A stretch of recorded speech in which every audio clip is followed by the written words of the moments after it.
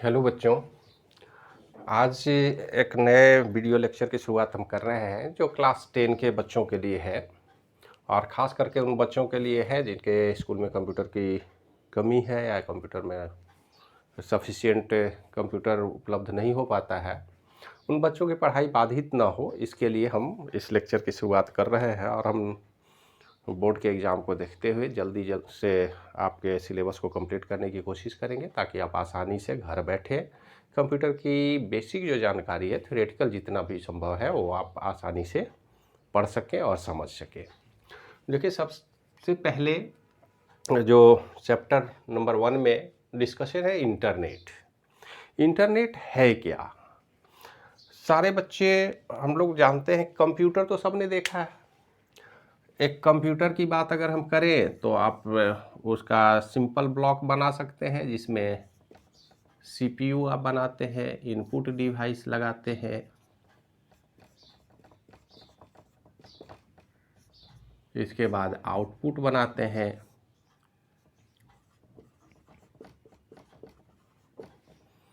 और इस सीपीयू में एलयू, सीयू,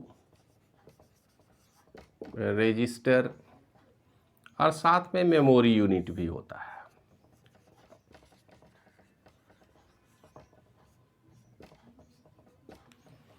ये पूरा कंप्यूटर सिस्टम का एक ब्लॉक है। कंप्यूटर एक इंडिपेंडेंट मशीन है जिसको आप डेटा देते हैं और आसानी से इसकी प्रोसेसिंग कर पाते हैं। लेकिन यहाँ हम अब इससे थोड़ा आगे बढ़ने की कोशिश करेंगे। इस ब्लॉक को अभी हम मिटाते हैं और अब हम बात कर रहे हैं कि इस पूरे सिस्टम को एक इंडिपेंडेंट यूनिट अगर मान लिया जाए, ये हमारा कंप्यूटर है, कंप्यूटर 1, और एक दूसरा कंप्यूटर है कंप्यूटर 2। हमारे पास दो कंप्यूटर है, इसको C1 और इसको C2 से आप डिनोट करें। ये अलग बात है, C1 कहने का मतलब इसमें इनपुट आउटपुट मेमोरी जो भी आईओ डिवाइसेज है वो पूरा सिस्टम इसके अंदर है और हम चाहते हैं इन कंप्यूटर को आपस में जोड़ना।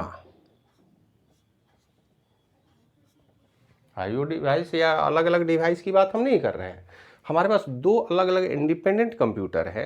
अगर हमारे घर में भी दो कंप्यूटर हो सकते हैं, और वो कंप्यूटर की बात अभी हम कर रहे हैं, बाद में इसमें स्मार्टफोन को भी ऐड कर सकते हैं आप, लैपटॉप, नोटबुक, जितने भी डिजिटल डिवाइस है आज के डेट में उन सबको आपस में अब तो जोड़ा जा सकता है। तो अगर दो कंप्यूटर को आपस में इस तरह से हम जोड़ दें कि यहाँ से डेटा आसानी से एक्सचेंज हो जाए। एक्सचेंज क्या हो सकता है? प्रोग्राम हो सकता है।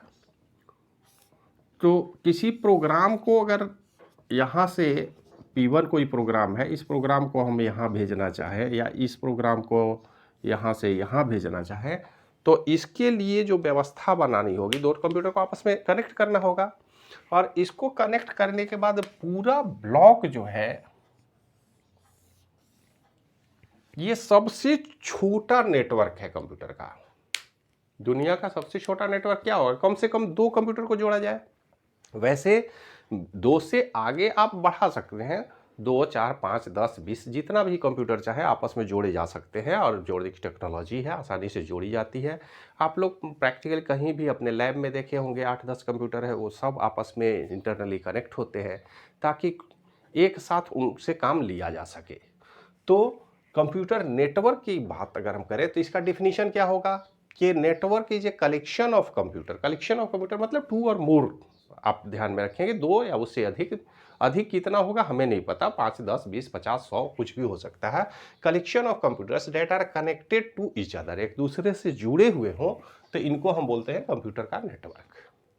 ये तो क्लियर हो गया कि कंप्यूटर का नेटवर्क क्या है। तो दो या उससे अधिक कंप्यूटर का आपस में इस तरह से जुड़े हों कि इंफॉर्मेशन एक्सचेंज किया जा सके, रिसोर्स को शेयर किया जा सके।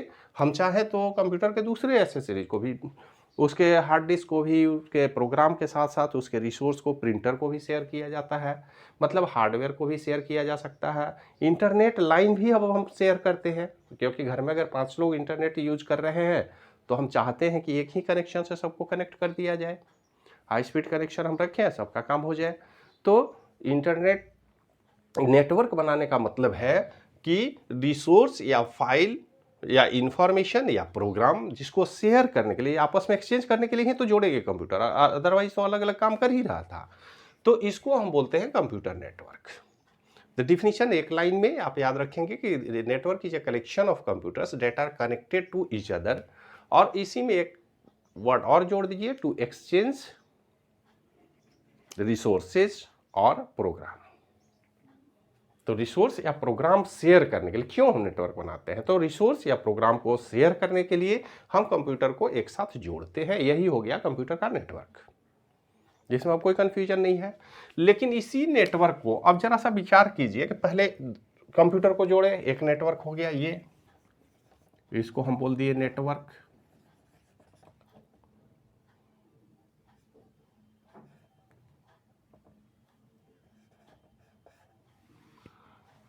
अब जरा सा आगे हम बढ़े, मान लेते हैं एक ब्लॉक बना दे जिसमें अलग अलग कंप्यूटर है,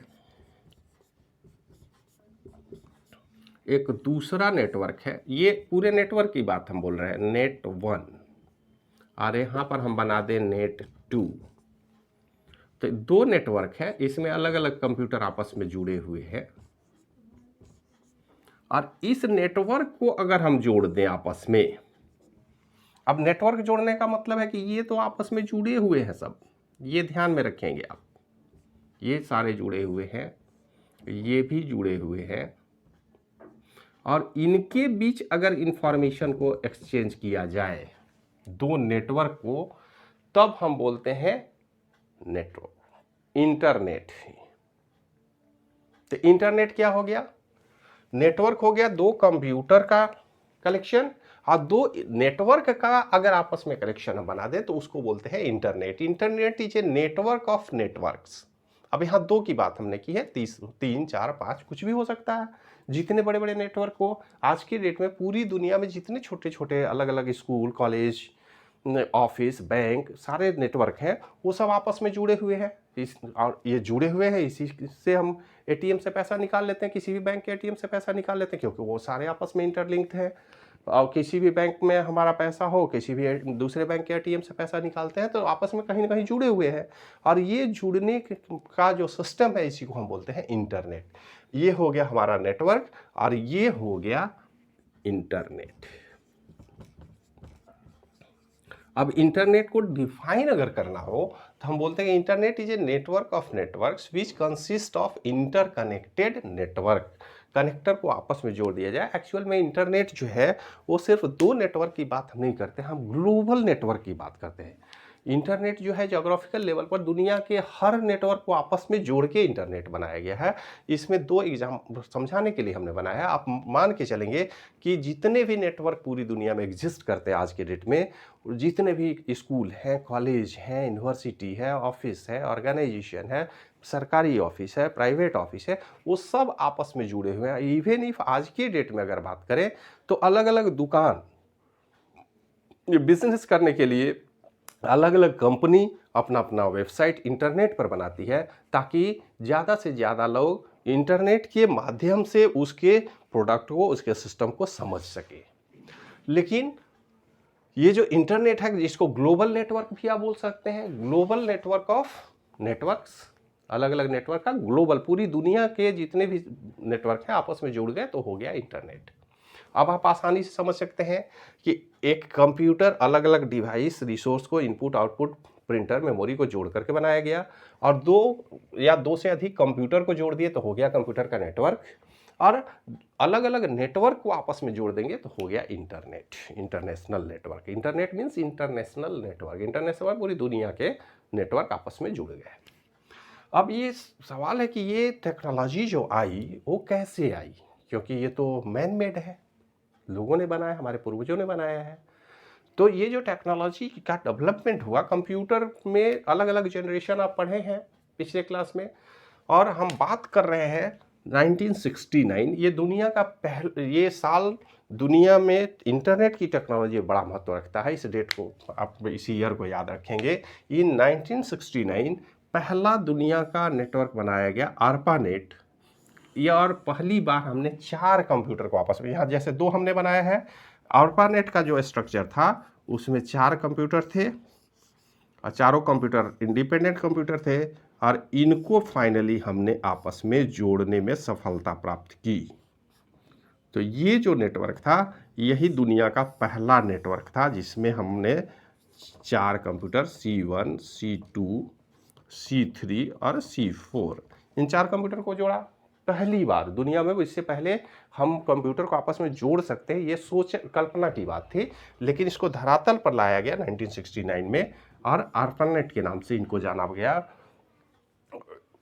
और ये पहली बार अमेरिका में संभव था, अमेरिका में बनाया गया था। और ये पहली बार जब 4 कंप्यूटर को हमने जोड़ा तो नेटवर्क एग्जिस्ट किया, लेकिन वो रिसर्च के फील्ड में था। उस समय कंप्यूटर भी हमारे आज के कंप्यूटर जैसे नहीं थे, बड़े बड़े कंप्यूटर थे और कंप्यूटर खरीदना या बनाना सबके बस की। इवन एक उस ज़माने में कंप्यूटर तो किसी देश के लिए संभव नहीं था खरीदना, तो पब्लिक के लिए पर्सनल कंप्यूटर की तो बात भी नहीं कर सकते हम। पर्सनल कंप्यूटर तो 82 के बाद आया है जो लोग पर्सनल लेवल पर कंप्यूटर खरीदने लगे, लेकिन उस समय बड़े बड़े कंप्यूटर बनाए जाते थे और बहुत सारे डिवाइस, बड़ा बड़ा सिस्टम होता था, लेकिन उन सिस्टम के बीच डेटा को एक्सचेंज करने का काम हमने 1961 में किया। और 1961 में नासा का नाम आपने सुना हुआ, और 71 में इस नेटवर्क के साथ अटैच हो गया। अब धीरे धीरे इसको हमने बड़ा करने शुरू कर दिया और नासा पहली बार 1971 में इस नेटवर्क से अटैच हो गया इंफॉर्मेशन एक्सचेंज करने के लिए। इसके बाद 91 से 74 से 82 का जो पीरियड है, ये आप 8 साल का समय ले लीजिए। 1974 से 1982 तक हमने नेटवर्क के लिए पूरा प्रोटोकॉल बनाया। इससे पहले कोई रूल रेगुलेशन नहीं था। प्रोटोकॉल मतलब सेट ऑफ रूल्स कि इंटरनेट में डेटा कैसे एक्सचेंज होगा, क्या रूल होगा, क्या कर सकते हैं, नहीं कर सकते हैं। आखिर अलग अलग कंप्यूटर के को कुछ न कुछ बेसिक फंडामेंटल प्रोटोकॉल से बांधा गया कि हर नेटवर्क में लगने वाले कंप्यूटर के लिए ये बेसिक स्ट्रक्चर होगा। उस स्ट्रक्चर को फॉलो करने के लिए एक प्राइम फेस ब्लूप्रिंट हमने तैयार कर लिया और वही सेट ऑफ रूल TCP/IP के नाम से जाना जाता है। TCP/IP ही आज के डेट में सबसे बड़ा पावरफुल प्रोटोकॉल है जो नेटवर्क या इंटरनेट में इस्तेमाल किया जाता है। TCP मतलब transmission control protocol. Transmission control, 2 computer के बीच ट्रांसमिशन जो होगा उसको कैसे कंट्रोल करेंगे हम। और IP internet protocol, internet protocol का काम है कि सारे डिवाइस का, इस डिवाइस का मान लेते हैं कुछ एड्रेस है, इनका एड्रेस है, तो इस एड्रेस को पूरी दुनिया के कंप्यूटर का यूनिक एड्रेस होना चाहिए, तभी तो एक कंप्यूटर दूसरे को पहचान लेगा। जैसे हम लोग क्या करते हैं, स्कूल में बच्चे हैं तो बच्चों का अलग अलग रोल नंबर दिया जाता है ताकि रोल नंबर से आसानी से यूनिकली आइडेंटिफाई किया जा सके। 2 बच्चे का नाम एक हो सकता है लेकिन रोल नंबर तो स्कूल में कभी नहीं एक होगा, यूनिकली आइडेंटिफाई करने के लिए। ठीक उसी तरह IP भी पूरे दुनिया के कंप्यूटर नेटवर्क में जुड़े हुए हर कंप्यूटर के लिए एक यूनिक एड्रेस जनरेट करता है। वो कंप्यूटर का एड्रेस होता है, मशीन अंडरस्टैंडेबल है, बाइनरी कोड में लिखा जाता है और उस एड्रेस को हम बोलते हैं IP इंटरनेट प्रोटोकॉल। तो एड्रेसिंग का क्या सेट ऑफ रूल होगा वो IP डिसाइड करता है। फिजिकली यूजर कैसे एक दूसरे कंप्यूटर को आइडेंटिफाई करेगा, ये व्यवस्था, ट्रांसमिशन कंट्रोल कैसे होगा यूजर के लेवल पर, यह डिसीजन होता है ट्रांसमिशन कंट्रोल प्रोटोकॉल TCP, और इनको कंबाइन करके हम बोलते हैं TCP/IP प्रोटोकॉल। इनको डेवलप करने में, सेट ऑफ रूल बनाने में, पूरे कॉन्सेंसस बनाने में पूरी दुनिया के साइंटिस्ट और रिसर्चर एक साथ मिलकर के डेवलप किए और ये करीब 8 साल का समय लगा। इसके बाद 1991 की बात हम करें तो दुनिया में कंप्यूटर जब आपस में जुड़ गए तो उनको सॉफ्टवेयर के थ्रू भी कनेक्ट करने का कुछ प्रोटोकॉल होना चाहिए, कुछ व्यवस्था होनी चाहिए। तो पहली बार WW वर्ल्ड वाइड वेब बनाया गया। इस पर डिटेल आगे हम डिस्कशन करेंगे, अभी केवल आप ये ध्यान में रखें कि 1991 में वर्ल्ड वाइड वेब को डेवलप किया गया और इसको डेवलप किन्होंने किया, टिम बर्नर्स-ली। ये नाम याद रखेंगे, टिम बर्नर्स-ली ही पहले वो साइंटिस्ट हैं जिन्होंने डेवलप किया वर्ल्ड वाइड वेब। आज जो वेबसाइट आप खोलते हैं, कोई भी वेबसाइट आप खोलेंगे तो सबसे पहले देखिएगा लिखा रहेगा www। तो एक कॉमन प्लेटफॉर्म प्रोवाइड करता है वर्ल्ड वाइड वेब। पूरे ग्लोबल नेटवर्क में इंफॉर्मेशन को एक्सचेंज करने के लिए, सॉफ्टवेयर के पॉइंट ऑफ व्यू से रीडेबिलिटी को बढ़ाने के लिए, इजी डेट फाइल एक्सचेंज करने के लिए वर्ल्ड वाइड वेब बनाया गया। ये 1991 में डेवलप किया गया। शुरू में आप देखें अर्लियर स्टेज में it was use by engineer. ये जो नेटवर्क है इंटरनेट हमने बनाया उसका इस्तेमाल पब्लिक नहीं करती थी, उसको इंजीनियर लोग यूज करते थे, साइंटिस्ट यूज करते थे, या कंप्यूटर के एक्सपर्ट जो प्रोग्रामर वगैरह होते थे हाई लेवल के वो लोग यूज करते थे। आम पब्लिक के लिए उस समय तक उपलब्ध नहीं था। आम पब्लिक के लिए खास करके अगर हम इंडिया की बात करें तो इंडिया में 15 अगस्त 1995, ये डेट आप याद रखेंगे, in India VSNL start services on 15 अगस्त 1995। 15 अगस्त 1995 को यहाँ पर देख लीजिएगा, जरा गौर से देखिएगा, हमने लिखा VSNL, विदेश संचार निगम लिमिटेड। हमारे यहाँ एक BSNL है, भारत संचार निगम लिमिटेड, उसकी बात हम नहीं कर रहे हैं। ये VSNL है, विदेश संचार निगम लिमिटेड। भारत संचार निगम लिमिटेड में कंफ्यूज नहीं करेंगे, BSNL अलग है और VSNL ने पहली बार स्टार्ट किया था इंटरनेट सर्विस 15 अगस्त 1995 को, जो हिंदुस्तान में शुरू हुआ। और आज के डेट में बहुत सारे private service provider, internet service provider भी आ गए हैं।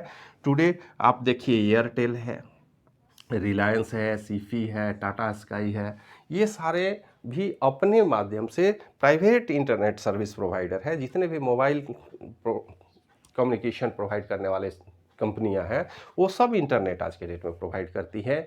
और ये सारे प्राइवेट जो ऑर्गेनाइजेशन है आज के डेट में इंटरनेट का इस्तेमाल इतना सुलभ बना दिए, इतना सस्ता बना दी है कि हर व्यक्ति इंटरनेट पर यूट्यूब देख रहा है, आप न्यूज़ पढ़ते हैं, आप टोटल डिजिटल प्लेटफॉर्म की बात करें आज के डेट में ऑनलाइन पढ़ाई बच्चों के लिए, ये इंटरनेट सर्विस प्रोवाइडर के सहयोग से ही संभव है। तो जितने भी इंटरनेट सर्विस प्रोवाइडर हैं इनको हम धन्यवाद कहते हैं कि आज के डेट में इंडिया के लिए provide internet services to all over India. पूरे भारत में हर बच्चे तक इंटरनेट पहुँचे, इंटरनेट की सर्विस पहुँचे, इंटरनेट की फैसिलिटी बच्चों को मिले, ऑनलाइन क्लास आसानी से चल सके। इसके लिए इन सारे प्राइवेट ऑर्गेनाइजेशन या फिर हमारे यहाँ BSNL है, पब्लिक सेक्टर की कंपनी है, BSNL भी इसमें मदद कर रही है, एयरटेल, रिलायंस, इसके विषय में ज़्यादा बताने की ज़रूरत नहीं है, आप जानते हैं। तो ये सारी कंपनियां हमको आपको सर्विस दे रही हैं ताकि हम इंटरनेट का फ़ायदा उठा सकें, इंटरनेट पर जो भी इंफॉर्मेशन है उसको आसानी से गैदर कर सकें। ये यूट्यूब पर आप जो भी वीडियो को देखेंगे तो ये भी प्राइवेट सर्विस या BSNL के द्वारा प्रोवाइड किया गया है आपको, ताकि आप आसानी से इंफॉर्मेशन को ट्रांसफ़र कर सके, अपने घर में बैठ के पढ़ सके। तो इस वीडियो लेक्चर को ज़्यादा लंबा नहीं करते हुए यहीं पे विराम देते हैं। मिलते हैं नेक्स्ट लेक्चर में, तब तक के लिए धन्यवाद।